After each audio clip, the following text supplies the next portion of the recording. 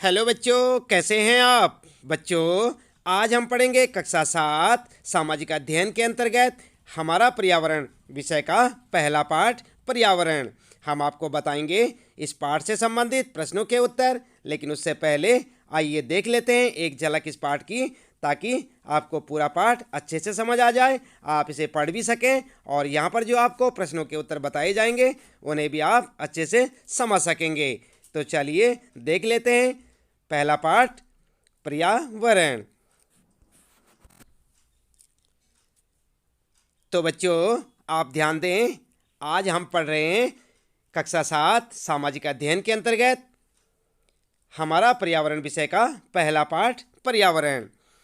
आप यहाँ से देख सकते हैं इस पाठ को आप अच्छे से पढ़ें, समझें और इसके बाद हम आपको यहाँ पर इस पाठ से संबंधित जो प्रश्नों के उत्तर बताएंगे उन्हें आप अच्छे से याद भी करेंगे। तो आप ध्यान दें बच्चों, पर्यावरण क्या होता है आप जानते होंगे, आपने पिछली कक्षाओं में भी इसके बारे में पढ़ा होगा। पर्यावरण का मतलब होता है एक ऐसा आवरण जो हमें चारों ओर से ढके रहता है, उसे कहते हैं पर्यावरण। और पर्यावरण जो है कई प्रकार के पर्यावरण होते हैं, जैसे कि आप देख सकते हैं यहाँ पर पर्यावरण जो है प्राकृतिक पर्यावरण और इसके बाद मानवीकृत पर्यावरण होता है। तो इस प्रकार से आप जो है पूरी जानकारी लें इस पाठ को पढ़कर, और इसके बाद हम आपको बताएंगे इस पाठ के अंत में जो प्रश्न दिए हुए हैं तो उनके उत्तर हम आपको बताने वाले हैं। आप देख सकते हैं यहाँ पर ये है इसके अभ्यास प्रश्न, और देख सकते हैं कि निम्न प्रश्नों के उत्तर दीजिए। परितंत्र क्या है, प्राकृतिक पर्यावरण से आप क्या समझते हैं, पर्यावरण के प्रमुख घटक कौन कौन से हैं, मानव निर्मित पर्यावरण के 4 उदाहरण दीजिए। तो ये सारे जो यहाँ पर प्रश्न हैं बच्चों, इन सारे प्रश्नों के उत्तर हम आपको यहाँ पर बताने वाले हैं। आप जो है अपनी पेन और कॉपी लेकर बैठ जाएं और जो जो हम यहाँ पर आपको उत्तर बताएंगे उन्हें आप लिखते जाएं। तो चलिए शुरू कर लेते हैं, ज़्यादा देर न करते हुए जान लेते हैं इस पाठ से संबंधित प्रश्नों के उत्तर। तो ध्यान दें बच्चों, कक्षा 7 हमारा पर्यावरण विषय का पहला पाठ है ये, और यहाँ पर हम जो है आपको अभ्यास प्रश्न उत्तर के माध्यम से पाठ से संबंधित प्रश्नों के उत्तर बता रहे हैं। तो आप देख सकते हैं यहाँ पर सबसे पहले पाठ के अंतर्गत पूछे गए प्रश्न और उनके उत्तर। तो यहाँ पर पहला प्रश्न आपके लिए, आप ध्यान दें, अपने आसपास के स्थल को देखिए और आपके पड़ोस में भूमि का उपयोग किस किस प्रकार हो रहा है उसकी सूची बनाइए। और ये प्रश्न आपको देखने को मिलेगा बच्चों पेज नंबर 3 पर। आप देख सकते हैं पाठ के आंतरिक प्रश्न ये, इसे देखें आप पेज नंबर 3 पर, और इसका उत्तर लिखेंगे आप इस प्रकार से लिखेंगे। उत्तर में लिखेंगे खेती, सड़कें, औद्योगिक क्षेत्र, दुकानें, इंस्टीट्यूट और रेजिडेंटल बिल्डिंग इत्यादि। तो इस प्रकार से आप पहले प्रश्न का उत्तर लिखेंगे। देख रहे हैं ना आप, ये है आपका पहला प्रश्न और उसका उत्तर इस प्रकार से लिख सकते हैं कि इसका उपयोग किस लिए हो रहा है। खेती के लिए हो रहा है, सड़कों के लिए हो रहा है, औद्योगिक क्षेत्र बनाने के लिए, दुकानें, इंस्टीट्यूट और रेजिडेंटल बिल्डिंग इत्यादि के लिए। ठीक है, इसके बाद है दूसरा प्रश्न आपका, और दूसरे प्रश्न में आप देख सकते हैं क्या पूछा है। अपने घर एवं स्कूल में आप जो पानी उपयोग करते हैं वह कहाँ से आता है। हमारे दैनिक जीवन में पानी की विभिन्न उपयोगों की सूची बनाएं। क्या आपने किसी को पानी व्यर्थ करते देखा है। ये प्रश्न मिलेगा बच्चों आपको, ये भी पेज नंबर 3 पर आप देख सकते हैं। अपने पहले पाठ के यहाँ पर पेज नंबर 3 पर देखें, और उत्तर में क्या लिखेंगे आप। उत्तर लिखेंगे हम जो पानी अपने घर एवं स्कूल में उपयोग करते हैं वह दिल्ली जल बोर्ड से आता है। पानी के उपयोग की सूची इस प्रकार से आप बना सकते हैं। तो ध्यान रखें बच्चों, यहाँ पर सारे के सारे बच्चे दिल्ली जल बोर्ड ना लिखें। आप जो है जिस भी राज्य में हैं उस राज्य का जल बोर्ड होगा। जैसे राजस्थान के हैं तो राजस्थान जल बोर्ड लिख सकते हैं, उत्तराखंड है तो उत्तराखंड जल बोर्ड लिख सकते हैं, और आप जो है बिहार के रहने वाले हैं तो आप जो है बिहार जल बोर्ड लिखेंगे। इसी प्रकार से यहाँ पर जो है ध्यान दें आप, खास तौर पर यहाँ पर दिल्ली की जगह अपने अपने राज्य का नाम लिखें, अपने राज्य का नाम लिखें यहाँ पर, और उसके बाद लिखें उसके आगे जल बोर्ड से आता है। पानी का उपयोग की सूची आप बनाएंगे तो कैसे बनाएंगे, यहाँ पर देख सकते हैं आप पॉइंटों के माध्यम से। नंबर 1 यहाँ पर जो है पीने के लिए, धुलाई के लिए, सफाई के लिए, भोजन तैयार करने के लिए, नहाने के लिए। ठीक है, उसके बाद दूसरे नंबर पर लिखेंगे आप सीवर में छोड़ने के लिए, और उसके बाद उत्तर में लिखेंगे आप हाँ मैंने ऐसे बहुत से लोगों को देखा है जो कि विभिन्न प्रकार से जल को बर्बाद करते हैं। वे जब तक अपने दांतों में ब्रश करते हैं तब तक नल को खुला रखते हैं। मैंने बहुत सी पानी की टंकी भर जाने के बाद पानी छतों से बहता देखा है। प्रत्येक दिन मैंने देखा है कि बहुत से लोग अपनी कार धोते हैं और सड़क को भी, जो उनके घर के सामने की होती है। सड़क के किनारे लगे नल से पानी बहता रहता है लेकिन कोई बंद नहीं करता है। इस प्रकार से आप पानी का दुरुपयोग के बारे में भी लिख सकते हैं और जो है ये भी लिख सकते हैं कि कहाँ कहाँ से पानी आता है। जैसे आप देख रहे हैं यहाँ पर प्रश्न में देख सकते हैं, आपके घर स्कूल में जो पानी उपयोग करते हैं कहाँ से आता है, और पानी को जो है इस प्रकार से व्यर्थ करते भी देखा होगा आपने, उसके बारे में भी आप लिख सकते हैं। तो इस प्रकार से आप अपने दूसरे प्रश्न का उत्तर लिखेंगे। बात करते हैं बच्चों, ये है आपका तीसरा प्रश्न। और ध्यान दें बच्चों, तीसरे प्रश्न में पूछा आपको कि स्कूल जाते समय आसमान को देखें। ध्यान दें कि दिन कैसा है, वर्षा हो रही है, आसमान में बादल है, तेज धूप है या कोहरा इत्यादि। और ये प्रश्न भी आपको पेज नंबर 3 पर देखने को मिल सकता है बच्चों, आप वहाँ पर देखें, देख लेना आप यहाँ पर। ये है आपका तीसरा प्रश्न और इसका उत्तर किस प्रकार लिखेंगे। उत्तर लिखेंगे, दिन बदली वाला है, यह तो बहुत अच्छा, काले बादल छाकर वर्षा के आने की सूचना देते हैं। अब मौसम ठंडा और आरामदायक है क्योंकि तापमान में गिरावट आई है। ठीक है, तो इस प्रकार से आप अपने तीसरे प्रश्न का उत्तर लिख सकते हैं। ये है आपका तीसरा प्रश्न और उसका उत्तर। इसके बाद बच्चों बात करते हैं यहाँ पर चौथा प्रश्न है आपका, अपने पड़ोस के किसी बुजुर्ग व्यक्ति से बात करें और निम्न जानकारी प्राप्त करें। और क्या क्या जानकारी आपने लेनी है। आपने लेनी है जानकारी नंबर 1, जब वे आपकी उम्र के थे तब उनके आसपास कैसे पेड़ थे। और नंबर 2, दूसरा प्रश्न है, उस समय के घर के अंदर खेले जाने वाले खेल कौन कौन से थे और उस समय उनका पसंदीदा फल क्या था। और गर्मी एवं सर्दी का मौसम वे कैसे बिताते थे।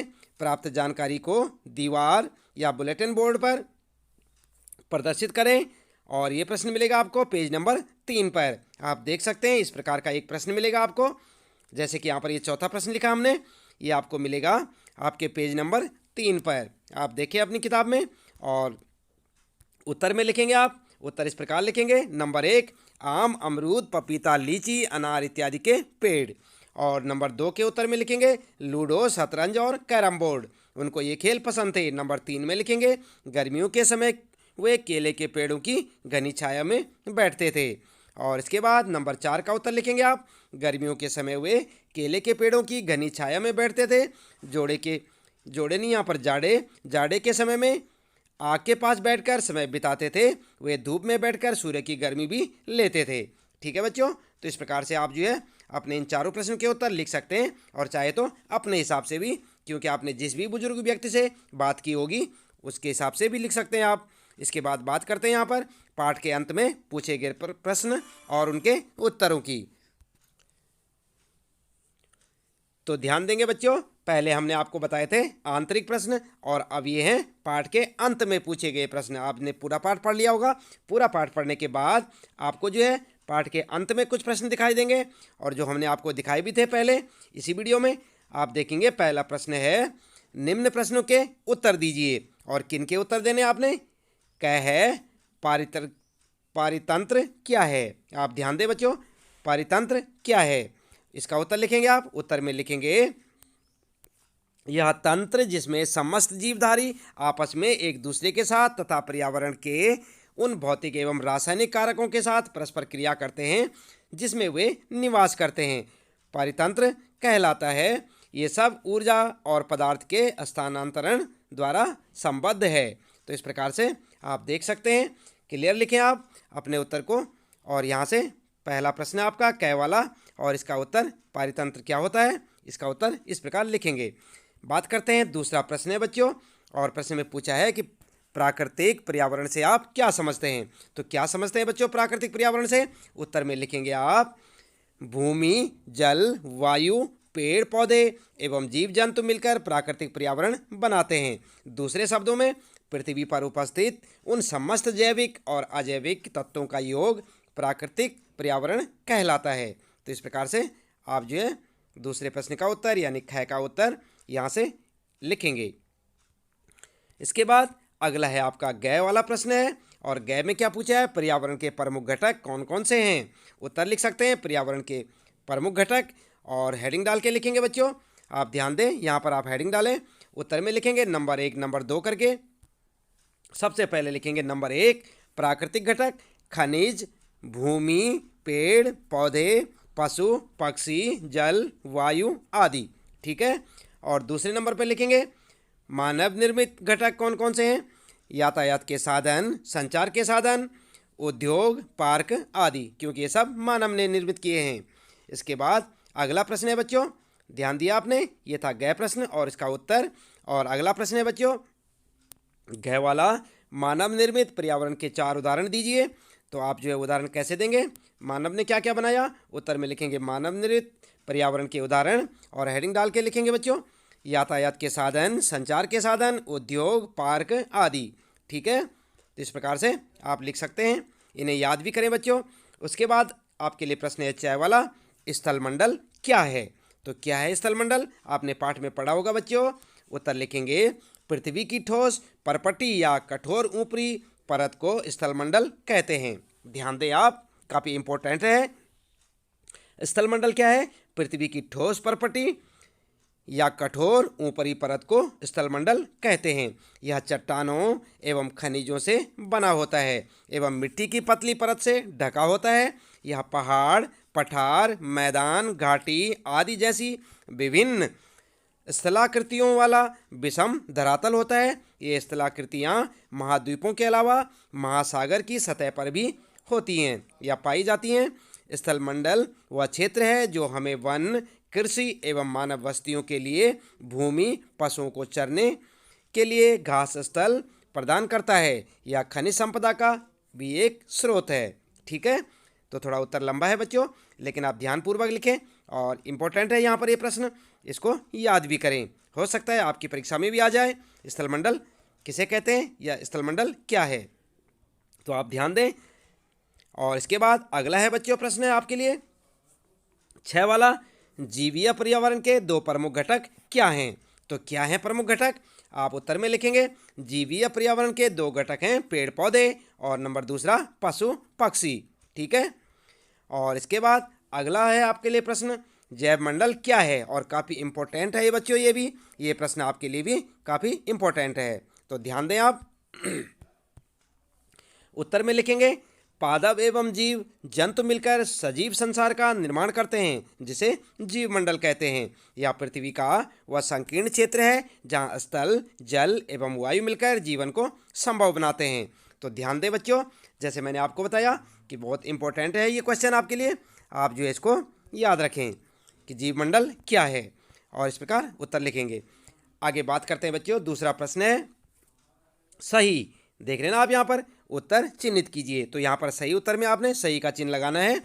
और यहाँ पर देख सकते हैं आप कै वाला है सबसे पहले, इनमें से कौन सा प्राकृतिक पारितंत्र नहीं है?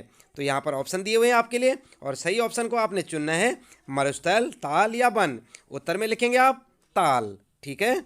और इसके बाद अगला प्रश्न है इनमें से कौन सा मानवीय पर्यावरण का घटक नहीं है? तो यहाँ पर भी 3 है, तीनों में से एक सही होगा आपका। देख सकते हैं आप स्थल, धर्म और समुदाय। तो यहाँ पर सही कौन सा होगा? उत्तर लिखेंगे, आप ध्यान दें, उत्तर लिखेंगे आप स्थल। और गय वाला प्रश्न है बच्चों इनमें से कौन सा मानव निर्मित पर्यावरण है? जैसे कि यहाँ पर ऑप्शन देख सकते हैं आप, पर्यावरण, समुद्र, सड़क। तो इनमें सही कौन सा होगा? उत्तर लिखेंगे सड़क। देख रहे हैं ना आप यहाँ पर, ये वाला सही। और इसके बाद अगला है बच्चों इनमें से कौन सा पर्यावरण के लिए खतरा है? ये 3 ऑप्शन है यहाँ पर, पादप वृद्धि, जनसंख्या वृद्धि और फसल वृद्धि। तो यहाँ पर उत्तर लिखेंगे आप जनसंख्या वृद्धि। यही तो खतरा है ना, जनसंख्या ज़्यादा बढ़ेगी तो खाने पीने की चीज़ों की कमी पड़ जाएगी, जो साधन है हमारे पास और सुख सुविधाएं जो है सभी चीज़ों की कमी पड़ जाएगी। तो समस्या कहाँ पे होगी? जनसंख्या वृद्धि पे।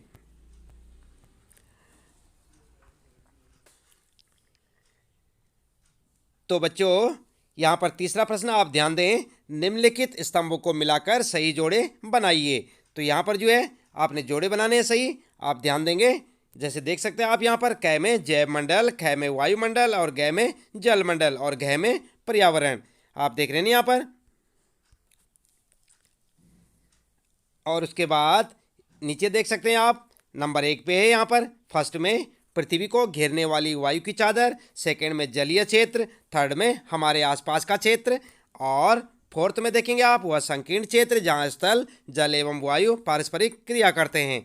तो यहाँ पर जो है आपने क्या करना है, इन स्तंभों को मिलाकर जोड़े बनाने हैं। तो जोड़े कैसे बनाएंगे आप बच्चों, पहले ध्यान से देखें आप। ये जो क है यहाँ पर जैव मंडल के साथ में, इसके साथ जो है इन चारों में से कौन सा सही बैठेगा ये आपको बताना है। तो यहाँ पर क्या करेंगे आप, उत्तर में लिखेंगे इस प्रकार से। आप उत्तर लिखें, उत्तर में लिखेंगे आप नंबर 1 जैव मंडल, नंबर 2 वायुमंडल, और गय में लिखेंगे जल मंडल, और यहाँ पर गय में पर्यावरण। कै कै गय गय, पहले तो आप ऐसे ही लिखेंगे उत्तर में। ध्यान रखें आप, यहाँ पर काफ़ी समझने का है, तो आप पहले ही ऐसे ही लिखेंगे। और उसके बाद कै वाले के साथ, यानी कि इसके साथ में ये वाला बैठेगा आपका वह संकीर्ण क्षेत्र जहाँ स्थल, जल एवं वायु पारस्परिक क्रिया करते हैं। तो इस प्रकार से आप लिखेंगे। उसके बाद ख वाले के साथ के लिए आप इसको जोड़ें यहाँ पर, ये फर्स्ट वाला पृथ्वी को घेरने वाली वायु की चादर, और उसके बाद यहाँ पर जो है जो थर्ड वाला है जल मंडल के साथ लिखेंगे आप, जल मंडल के साथ लिखेंगे जलीय क्षेत्र, और उसके बाद जो अंतिम है यहाँ पर पर्यावरण, पर्यावरण के साथ आप यहाँ पर जो है यहाँ पर भी लिख सकते हैं मिलाकर। कैसे लिखेंगे, इसको लिखेंगे थर्ड वाले को हमारे आसपास का क्षेत्र, यानी कि पर्यावरण के साथ हमारे आसपास का क्षेत्र। तो समझ गए ना आप, इस प्रकार से आप अपना उत्तर लिखेंगे जैसे यहाँ पर आप देख रहे हैं। पहले वाले के साथ आप ध्यान दें ये वाला, दूसरे वाले के साथ यहाँ पर ये वाला, और तीसरे वाले के साथ जलमंडल के साथ जलीय क्षेत्र, और उसके बाद यहाँ पर जो है चौथे वाले पर्यावरण के साथ ये वाला लगाएंगे आप, और इस प्रकार से आपका उत्तर हो जाएगा। चाहे तो आप ऐसे भी लिख सकते हैं जैसे यहाँ पर लिखा हुआ है। क्रम आप यही रखेंगे इसका, कै ख ग घ, और यहाँ पर जो है इसमें इसका क्रम ऐसे ही रखेंगे आप, चौथा, पहला, दूसरा और तीसरा। इस प्रकार भी आप अपना उत्तर दे सकते हैं। बात करते हैं बच्चों, यहाँ पर चौथा प्रश्न है आपका कारण बताइए। तो कारण बताइए में क्या है यहाँ पर, सबसे पहला प्रश्न, मानव अपने पर्यावरण में परिवर्तन करता है। तो इसका कारण क्या है बच्चों, इसका कारण है, उत्तर लिखेंगे मानव अपने पर्यावरण के साथ पारस्परिक क्रिया करता है और उसमें अपनी आवश्यकता के अनुसार परिवर्तन करता है। वह अपनी आवश्यकता के लिए फसल उगाता है, पशुओं को पालता है, और वस्तुओं को निर्मित करने के लिए उद्योगों की स्थापना करता है, आवागमन के लिए यातायात के साधनों का निर्माण करता है, नदियों पर बांध बनाकर बाढ़ पर नियंत्रण और सिंचाई का प्रबंध करता है। ये सभी मनुष्य को पर्यावरण से प्राप्त नहीं होता, बल्कि वह पर्यावरण में बदलाव करके प्राप्त करता है। तो ठीक है, पहला प्रश्न है यहाँ पर आपका कारण बताइए में कैग में कि मानव अपने पर्यावरण में परिवर्तन करता है, इसका कारण क्या है। उत्तर में आप ये लिखेंगे, इसका कारण ये है, जैसे कि यहाँ पर आप देख सकते हैं ये वाला लिखेंगे। उसके बाद ख वाला प्रश्न है, पौधे एवं जीव जंतु एक दूसरे पर आश्रित हैं, तो इसका भी कारण बताइए। कारण बताना आपने, तो कारण क्या है, तो कारण क्या है में उत्तर लिखेंगे आप। उत्तर लिखेंगे सभी पेड़ पौधे, जीव जंतु और मानव अपने आसपास के पर्यावरण पर आश्रित होते हैं, प्रायः वे एक दूसरे पर भी आश्रित हैं। जीवधारियों को आपसी एवं अपने आसपास के वातावरण के बीच का संबंधी पारितंत्र का निर्माण करता है। अधिक वर्षा वाले वन, घास स्थल, रेगिस्तान, पर्वत, झील, नदी, महासागर एवं छोटे से ताल का भी एक पारितंत्र हो सकता है। तो इस प्रकार से आप दूसरे के साथ कारण उसका ये लिखेंगे, ठीक है।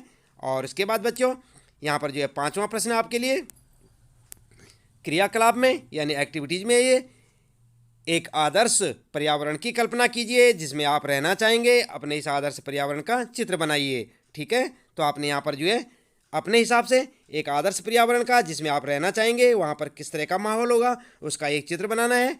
और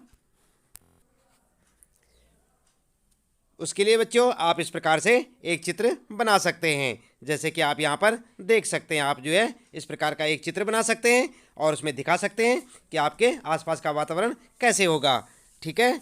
तो यहाँ पर जो है इसी प्रश्न के साथ में आपके इस पाठ से संबंधित प्रश्नों के उत्तर यहाँ पर समाप्त होते हैं।